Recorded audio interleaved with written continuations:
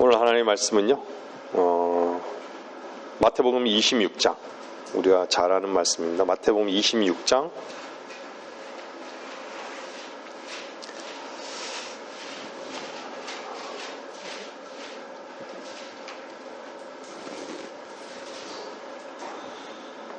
30절부터입니다.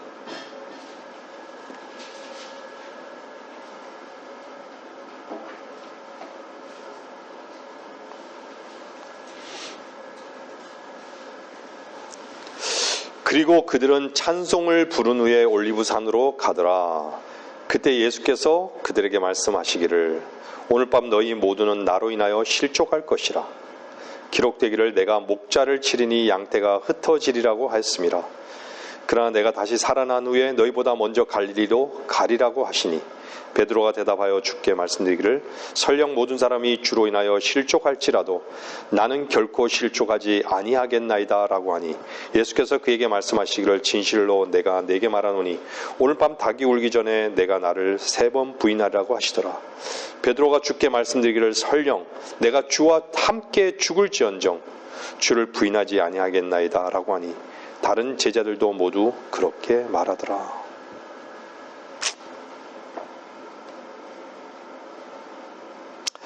베드로의 모습에서 저의 모습이 발견되고 여러분들의 모습이 발견됩니까? 저희는 이 말씀을 전하기 전에 찬송가 144장을 불렀습니다.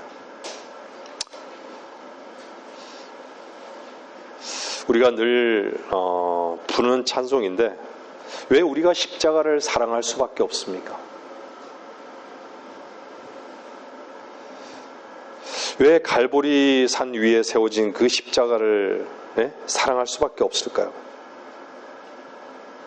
왜 찬송가 가사는 후렴구에 최후 승리 얻을 때까지 내가 십자가를 사랑하리, 십자가를 빛난 면류관 얻기까지 주의 십자가 붙들겠네. 왜 그렇죠? 십자가에서, 이 가사에도 나와요. 십자가의 모든 부끄럼, 우리의 모든 수치와 부끄럼이 어땠죠? 주님께서 담당하셨기 때문에 우리가 그 기쁨을 당하리라. 기쁘게 그걸 수치를 당하리라. 이렇게 고백하고 있잖아요.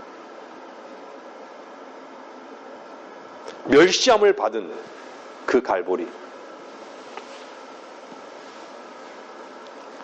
그 피는 왜 흘려지신 거예요?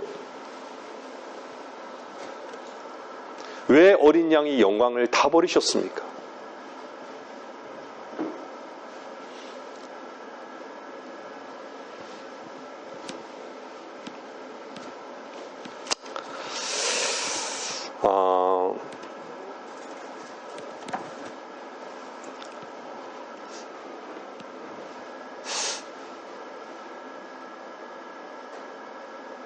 믿지 않는 것이 죄다라고 성경 나오죠. 그죠? 믿지 않는 것이 죄다. 죄는 믿지 않는 것이에요. 누구를 믿지 않아요? 나를 믿지 않는 거예요. 나이신 분이 누구시죠? 주님이시죠.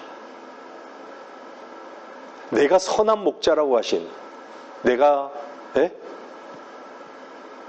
길이요 진리요 생명이라고 하신 그 주님. 말씀을 듣는 여러분들에게 제가 묻습니다. 여러분들에게 주님은 생명이 되셨습니까? 생명이 되시지 않은 사람들은 절대 주라고 고백해서는 안 되는 것이에요. 어떻게 고백하죠?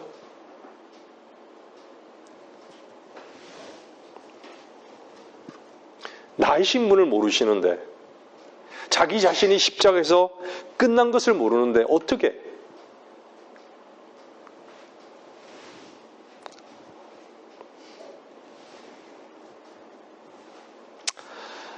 오늘 본문을 보면요, 베드로는 대단한 다짐을 하죠. 그죠? 대단한 다짐을 하는 거예요. 저는 이 베드로를 통해서요, 참 저 자신을 많이 봅니다. 늘 다짐하며 살았던 제 인생이었던 것 같아요.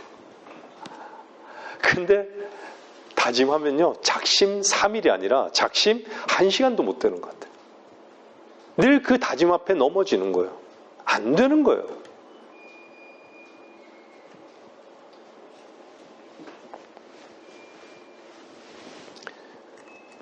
그걸 보면요, 아, 주님께서 정말 나의 다짐을 위해서 죽으셨구나. 너의 다짐은 정말 필요 없다.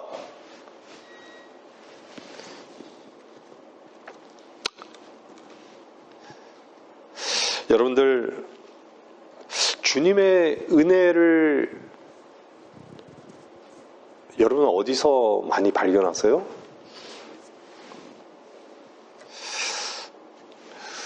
늘 목사님도, 늘 김 목사님도 말씀하셨고, 저도 주님을 섬기는 가운데 발견하게 되는 것은요, 저 자신을 볼 때 은혜를 발견해요. 자기 자신을 본 만큼 은혜를 발견하는 거예요. 어제 우리가 한 자매님이랑 교제를 나눈 시간이 있었는데, 참 그렇지 않아요? 은혜라는 것은요, 우리 자신을 못 본 상태에서 은혜를 절대, 그분의 은혜를 발견할 수 없어요. 얼마나 우리는 우리 자신을 쓰는 것에 익숙한가요?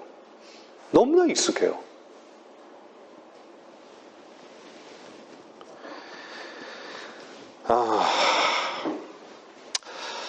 사람이 버려야 할 것 중에 하나는요, 정말 다짐이에요.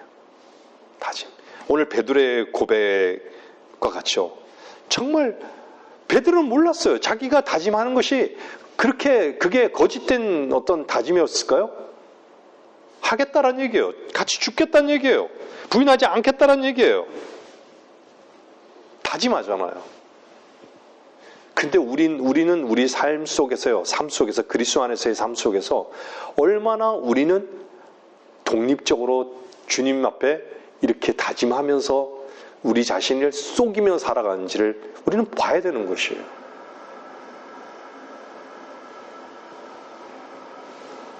다짐이라는 것은요, 결코 주님으로부터 흘러나오는 게 아니에요.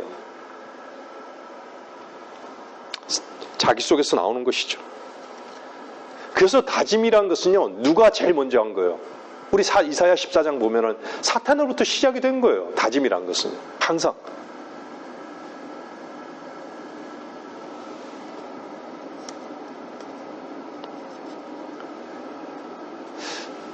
모르겠어요.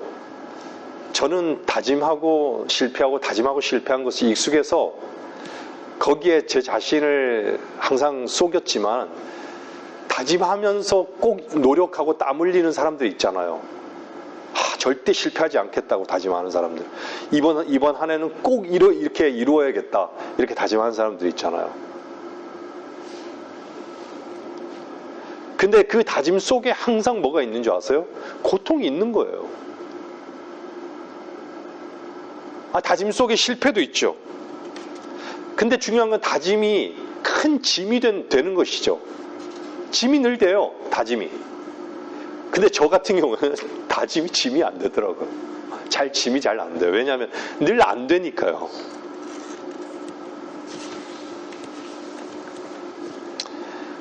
자기 성취에 대해서 정말 간절한 사람들은요, 자기 다짐이 무너지는 거에 대해서 상당히 힘들어해요.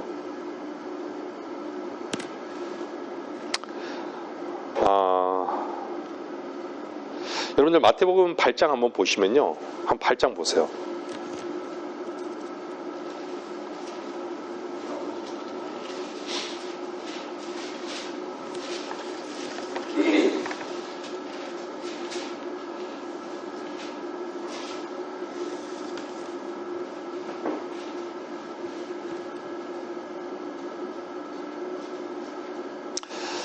(8장 2절) 보면요, 그런데 보라, 한 문둥병자가 나와서 주께 경배드리며 말씀드리기를, 주여 주께서 원하시면 저를 깨끗게 하실 수 있나이다 라고 하니,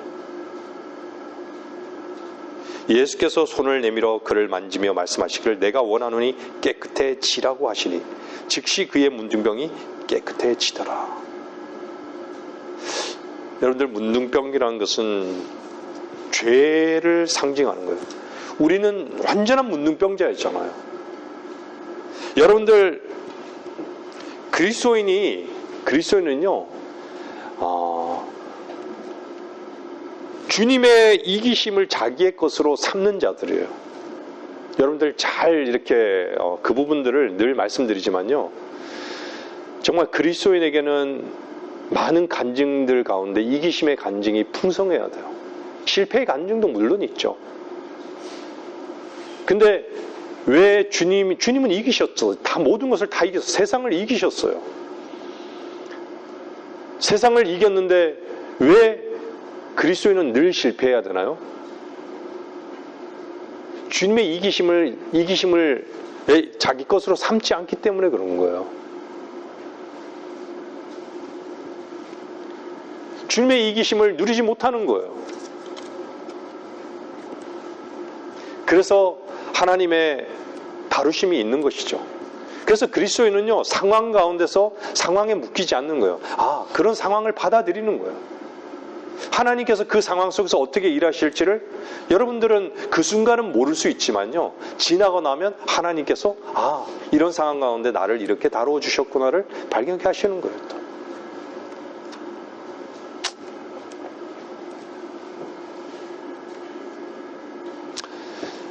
문둥병이라는 것은 세상의 문둥병. 여러분들, 세상의 모든 죄인들은 다 성경으로 보면 다 문둥병자예요. 모든 인간은 다 문둥병자예요. 근데 우리도 역시 문둥병자였는데 어땠죠? 주님께서 원하노니 깨끗해지라. 이 말씀에 우리는 어땠죠? 깨끗해진 거예요. 그리고 어떻게 됐어요? 자유케 된 거예요. 놀라운 거예요. 어떻게 이런 일이 있을 수 있죠? 깨끗하지 않은 자에게 깨끗해지라 하니까 깨끗해지는 거예요.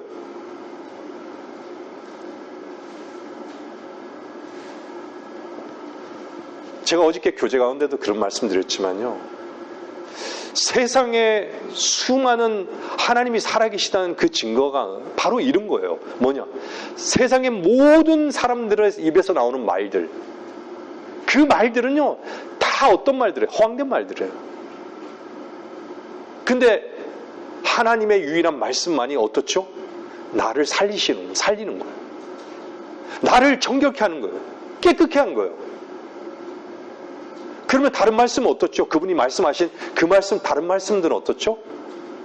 그 말씀은 이미 그분 안에서 다 이기심이 되신 거예요.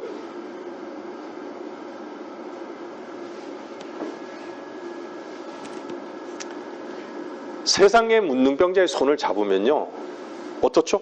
그 문둥병은 옮겨져요.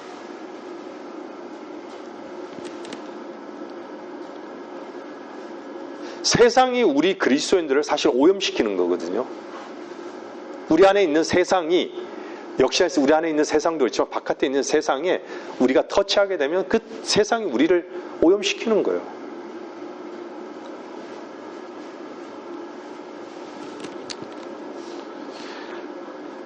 어저께도 그런 교제를 나눴지만요, 왜 종교인들은요, 그리스도 안에서 사는 법을 모르기 때문에, 생명이 없기 때문에요, 다 주님의 일을 자기가 대신하려고 하는 거예요. 이게 종교형이에요. 도대체 그게 어떻게 사람들이 이해가 되나요? 그들에게는 열정밖에 없어요. 열정으로 뭔가 하나님 앞에 열심으로 다가가는 거예요. 다짐으로 다가가고, 열심으로 다가가고, 열정으로 다가가는 것이죠.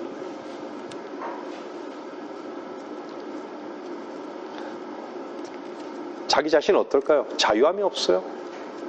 힘들어요. 제가 한 말씀 드릴게요. 우리 직장에서요, 한 분이 너무 선한 의도로 제가 이렇게 나름대로는 사람들이 작은 이익에 예민하잖아요. 그래서 그 나름대로 매뉴얼을 이렇게 구분해 놨는데, 늘 그걸 뛰어넘어서 다른 사람의 일을 자꾸 하는 거예요. 그러지 마시라고. 예? 힘드시다고. 예? 본인이 할 일만 이렇게 하시면 된다고. 이렇게 말씀하신 대로 늘 항상 괜찮다고 하는데 어느 순간 왜 나만 해야 되냐고. 왜 나만 해야 되냐고. 아주 강력하게 호소하시는 거예요.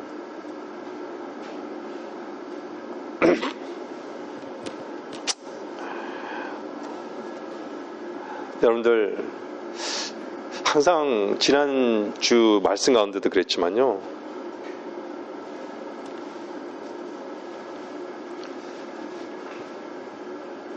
사람이 다른 사람을 이렇게 다른 사람을 잘 볼 수 있는 사람들은요, 자기 안에 있는 것을 봐야 돼요. 항상 봐야 돼요. 자기 자신 안에 그것이 있다는 걸 항상 봐야 돼요. 그것이 우리가 은혜 안에 사는 자들의 마음의 태도예요. 그게 교만의 위치에 있지 않는 유일한 방법이에요. 내 속에 그것이 있지 않으면요, 저 사람 속에 있는 것이 내 속에 있다는 것을 선명하게 봐야 되는 거예요. 빛 가운데서. 그래서 우리가 은혜를 누리는 거예요.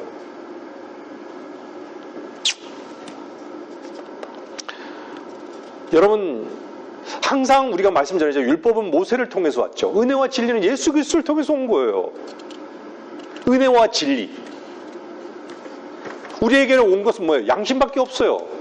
우리에게 주어진 것은 양심밖에 없어요. 은혜와 진리를 발견하기 전에 우리 인간 모든 이방인들에게는 양심밖에 없었던 거예요. 은혜라는 것은 값없이 얻은 거예요.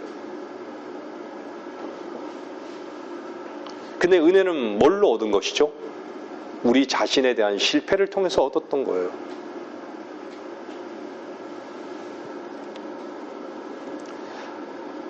우리 자신의 실패를 통해서 우리가 발견한 것이 뭐예요? 우리 자신이 정말 하나님의 원수의 위치에 있었구나를 안 것이죠. 나는 죄밖에 지을 수밖에 없는 자였구나. 나는 마땅히 죽어야 하는 죄인이었구나. 나는 문능병자였구나. 이걸 안 것이에요. 발견되어진 거예요.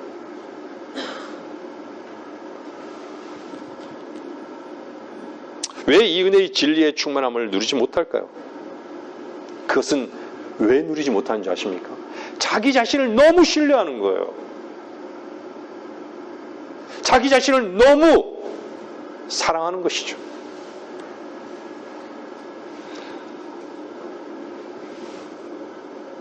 오늘 본문 말씀 읽은 가운데서요, 정말 우리의 모든 능력이 주 예수 그리스도 한 분이시라는 것을, 그분 안에만 있다라는 것을 우리가 마음 깊이 주님 앞에 참되게 고백하는 시간이 되기를 바랍니다. 왜 주님의 능력으로 삼지 못하는가? 왜 우리의 이기심을 경험하지 못하는가? 그것은요, 실패하지 않으려고 자기 자신의 모든 노력과 다짐 때문에 그런 거예요.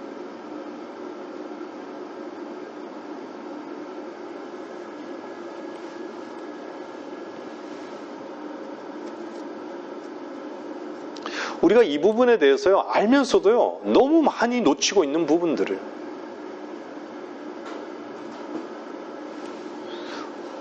우리는 십자가로 나가야 하는 자들이에요. 가사에도 최후 승리 얻을 때까지 주의 십자가 붙들겠네. 왜 최후 승리 얻을 때까지? 승리하신 주님을 늘 붙들어야 하는 거예요. 십자가로 나가야 되는데 우리는 끝까지 주님을 만날 때까지 십자가로 나가야 되는 자들이에요.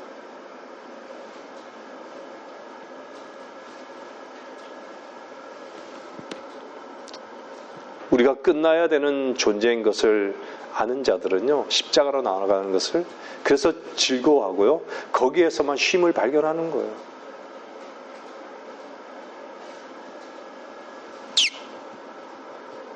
제가 아까 말씀드렸지만 우리는 율법을 받은 적이 없어요. 양심 외에는 받은 적이 없습니다. 로마서 2장 14절 보세요. 로마서 2장 14절.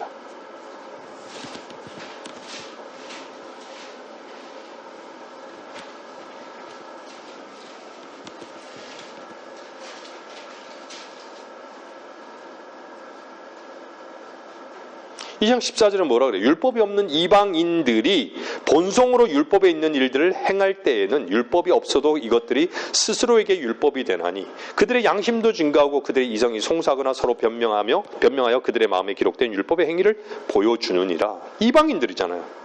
이방인들은요, 율법을 받은 적이 없어요. 양심을 가지고 있고 이성을 가졌던 것이죠. 유대인들에게만 율법을 주신 거예요. 이방인들이 율법 대신에 양심과 이성을 주셨다는 거예요. 이걸요, 그래서 사람들은 양심대로 살아야 되고, 이성대로 살아야 한다는 어떤 그것들을 본능적으로 계속해서 갖고 있는 거예요. 속은 어떻죠? 더러운 걸레 같은 의로 가득 차면서도.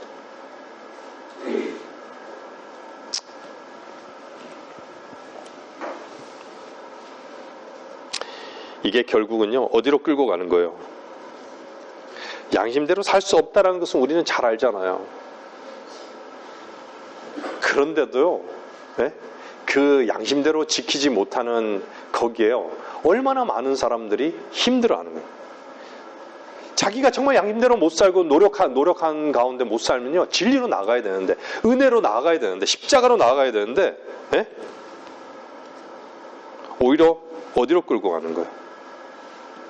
정말 은혜로 못 나가게 되면요, 결국은 자기가 이것이 저주인데도 불구하고 저주에 눈 감기는 거예요.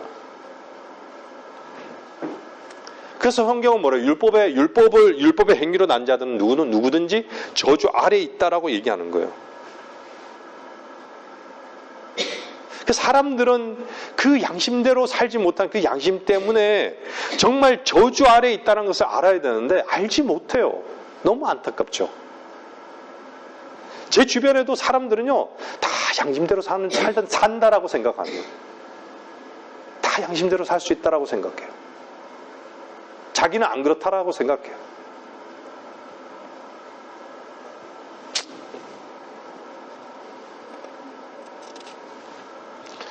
성경은 뭐라 그래요? 양심대로 모든 것을 계속해서 행하지 않는 자는 누구나 저주를 받느니라, 이렇게 얘기하잖아요.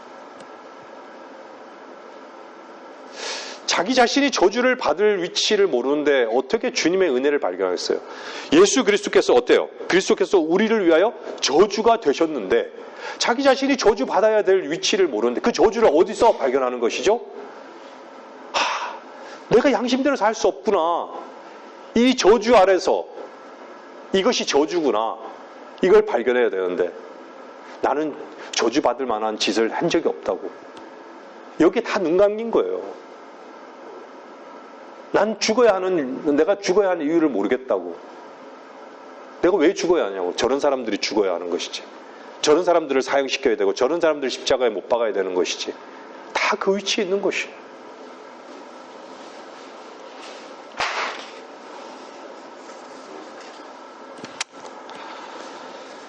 정말 인간이 연약함을 발견해야 되는데 다 자기 자신을 지키고 세우고 감추는 것밖에 없어요. 그 더러운 걸레 같은 그 의에 갇혀서 자기가 양심대로 살 수 있다고. 얼마나 가증스러운 거예요.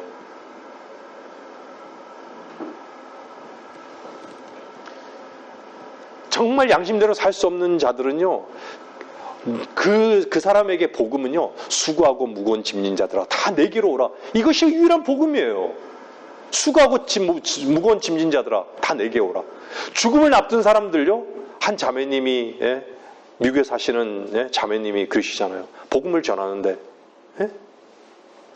사람들이 죽음을 앞두고요, 정말 자기 자신의 죽음이 끝이 아니라는 것을 알아야 되는데 죽음이 끝이 아니라는 걸 알면요, 의식하고 있다면요,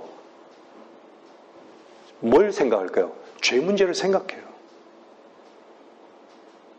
그 죄 문제, 그리고 영과 혼의 문제 생각하게 돼요. 이 육신은 흙으로 돌아가지만 분명히 뭔가가 있다. 의사들도요, 죽고 나면 의식이 존재한다라는 그 학설을요, 보고하기도 해요. 끝인가요? 이 눈에 보이는 것이 딱 우리 육신이 딱 끝나면 다 끝인가요?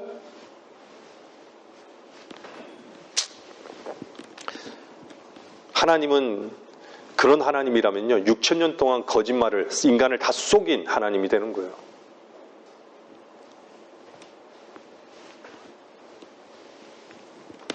놀라운 말씀 아니에요. 주께서 원하시면 저를 깨끗게 하실 수 있나이다. 이 말 한마디 하면 하나님의 음성을 들을 수 있는데, 깨끗해지는데, 자기 자신을 옮겨놓기만 하면 되는데,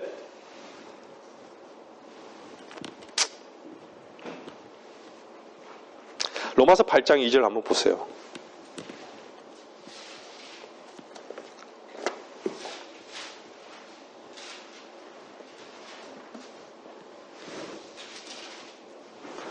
로마서 8장 2절 보면요, 이는 그리스도 예수 안에 있는 생명의 성령의 법이 죄와 사망의 법에서 나를 해방시켰기 때문이라.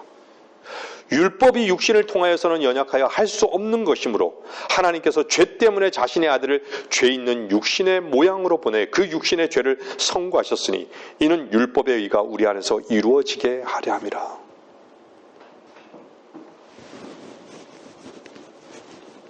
육신 안에 있다는 것은요, 다 모든 인간들에게 있는, 구원받지 못한 모든 인간, 구원받은 모든 인간들에게 있는 자기의 다짐, 각오, 자기 육신을 신뢰하는 이런 것을 말하는 거예요.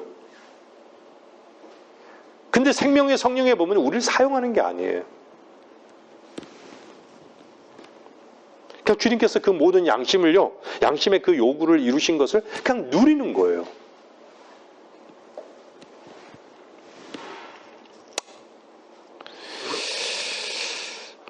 우리는 세상에 실패할 때요, 항상 어디를 바라보죠? 세상을 실패하면요, 주님을 바라봐야 되는데 주님을 바라보지 않아요. 자기 자신의 실패하면요, 주님을 바라봐야 되는데 다시 자기를 바라봐요. 자기를 바라본다는 건 뭐죠? 자기 즐거움 속에 갇혀 살아요. 자기 자신에게 묶여 사는 거예요. 다시금요, 진창으로 돌아가는 거예요. 자기가 딴 돼지가 자기가 싼 똥에 다시금 그 진창에 뒹구는 거예요.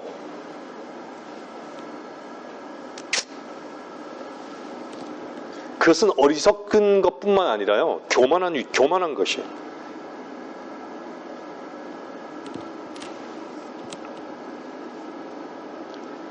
자기가 정말 실패한 걸 보면요, 정말 주님께로 나가서 주님을 바라봐야 되는데 왜 그 주님을 십자가로 나가지 못하죠? 그만큼 세상에 오염되었고 세상을 사랑하기 때문인 거예요.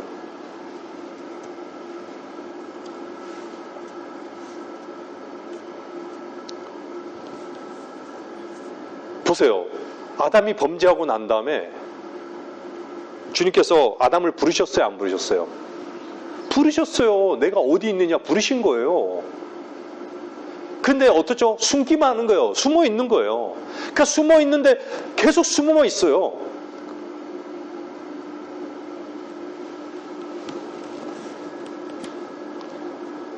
왜 걸려 넘어졌죠, 거기에?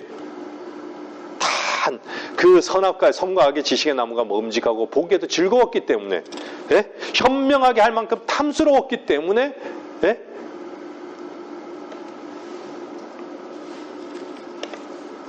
그것은요, 다 그것이 자기의 가능성을 붙들었기 때문에 그런 거예요. 우리는 잘 알지만요, 세상은요, 지금은 많은 경우에 경제가 어려우니까요, 세상에 대해 부정적인 시각도 많이 가지고 있어요, 사람들이. 참 어렵다. 어려우니까 그걸 아는 거예요. 그러면서도 인간은요, 자기 자신에 대해서 실패하는 것을 두려워해요. 이 시대의 교회가요, 왜 생명의 주이신 예수 그리스도를 전하지 않고 완전히 종교로 바뀌어진 이유가 뭘까요?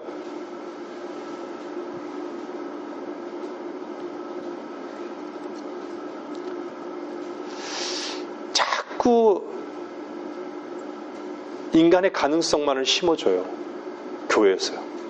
세상을 자꾸 하나님의 말씀과는 반대되게 얘기해요. 세상은 끝날 것인데, 불탈 것인데, 인간의 생각이 현명하다고 자꾸 부추기는 거예요.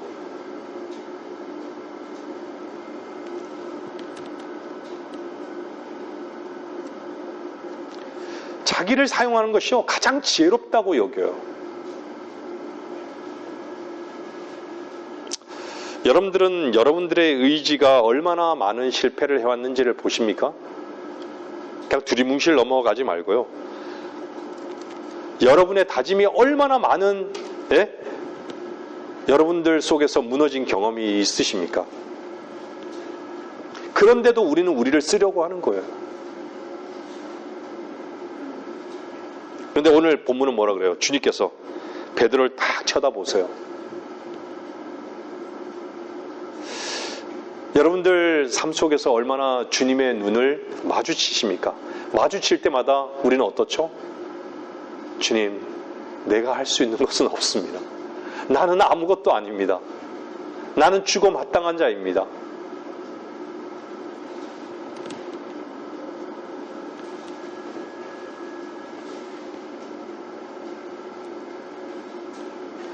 얼마 전에 한 자매님이 저한테 이런 얘기를 하더라고요. 행복은 기억하는 것이라고. 행복은 기억하는 것이라고. 기억이라는 것은 여러분들 누가복음 16장에 보면 기억하고 있잖아요. 네? 부자가 기억하고 있잖아요. 기억이라는 것은 반드시 주님 앞에 그리스도의 심판석에서도 그 기억은 어떨까요? 있겠죠. 그리스도의 심판석에서 기억은 있을 거예요. 반드시. 그리스도 안에서 이루어진 그것을 하나님께서는 보상해 주실 거니까. 베드로도 그 말씀이 기억됐기 때문에 하나님 앞에 하나님의 온유하심으로 바로 잡았기 때문에 베드로 전후소가 나올 수 있었던 거예요.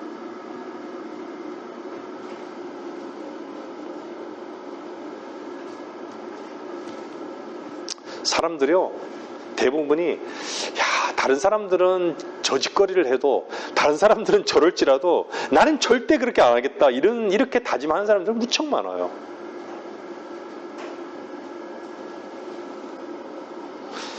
성경은 모든 사람이 다 죄인이라고, 사람은 모두 다 거짓되다고. 근데 누가 모르죠? 베드로는 그 순간 모르는 것이에요.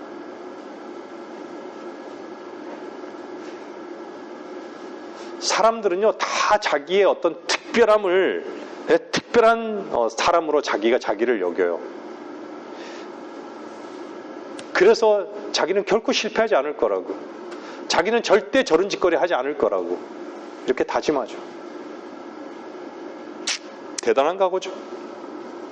베드로만큼 대단한 거예요. 설령 내가 주와 함께 죽을지언정 이렇게 각오하잖아요.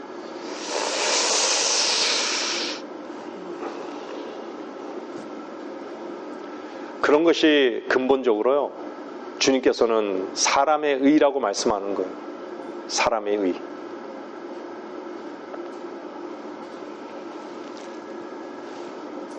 사람의 의는요, 사탄의 양식입니다. 자기 자신에 대해서 높이 평가하고 다른 사람보다 자기 자신을 높이 평가하는 것은요, 다 사람의 의인 거예요. 다른 사람보다 자기가 인정받고자 하는 것도 사람의 의인 것이에요. 다른 사람의 평가보다 자기 자신이 더 높은 평가를 받기 원하는 건 다 사람의 의인 거예요. 이것이 죄로 드러났기 때문에 우리는 어떻죠? 하나님의 의를 받아들인 사람들이에요.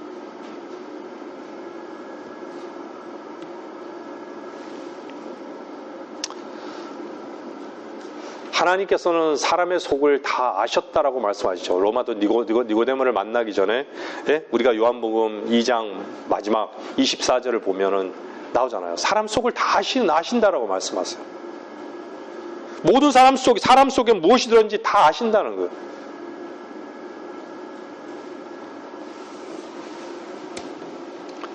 하나님 앞에 감출 것은 아무것도 없습니다.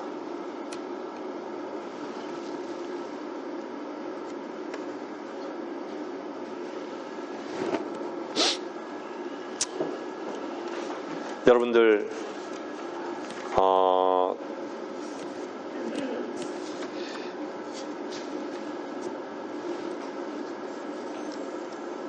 부활의 생명으로 산다라는 것은요,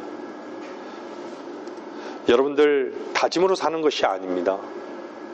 여러분의 각오로 사는 것이 아니에요. 다시 말씀드립니다. 여러분에게 진정한 이김이 이론적인 관념이 아니라 주님은 정말 주님이 이기셨어요. 이기심이 되셨습니다. 여러분에게 진정한 이김이 되시기 위해서 주님께서는요, 우리를 매 순간 부르시는 거예요.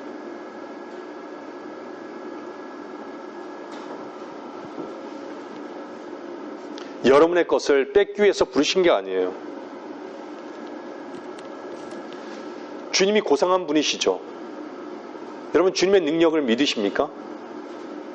주님의 능력과 고상함을요, 저와 여러분에게 은혜로 주시기 위해서 이기신 거예요. 그분이 능력이 되시겠다라고 말씀하시는 거예요. 죄송합니다. 근데 사람들은 어떻죠? 많은 사람들이 그냥 자기를 의지하고 또 노력하는 것이, 다짐하고, 결국은요, 주님을 의지하지 않는 것이, 진정한 주님의 이기심이 된 걸 모르는 거예요.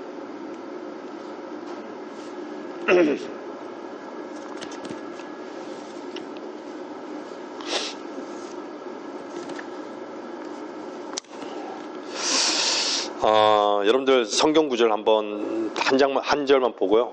네, 말씀을 마칠게요. 요한복음 6장.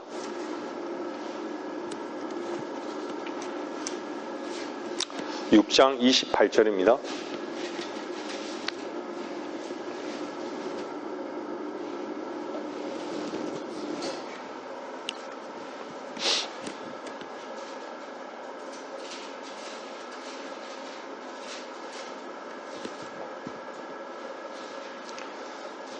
네, 요한복음 6장 28절에 보면요, 그들이 주께 말씀드리기를 우리가 하나님의 일들을 하려면 무엇을 해야 되리까? 라고 하니, 모든 사람들이 묻는, 종교인들이 묻는 질문이에요. 예수께서 대답하여 그들에게 말씀하시기를 이것이 하나님의 일이니 즉 그분이 보내신 일을 너희가 믿는 것이라고 하시니라. 여러분들은 얼마나 주 안에서 묵상하며 사십니까?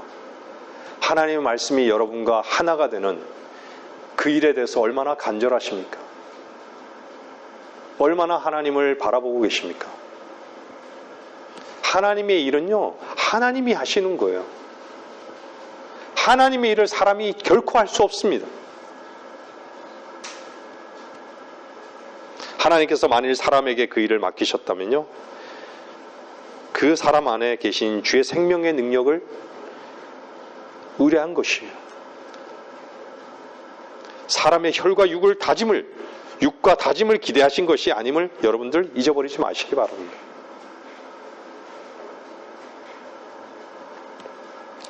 주님을 마음의 문을 열고 받아들이셔야 합니다. 하나님 앞에서 참으로 우리가 무엇을 내려놓아야 되는가를 배워야 합니다.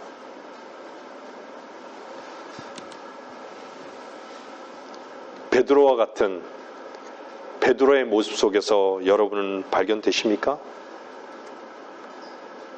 그것은요, 주님을 섬길 수 있는 게 아니에요. 오히려 그러한 것들이 주님을 섬기는 것을 방해한다는 걸 아셔야 돼요. 깊이.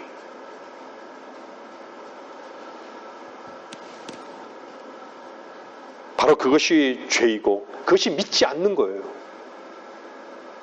나를 믿지 않는, 여러분 자신이 아니라 나이신 분을 믿지 않는 거예요.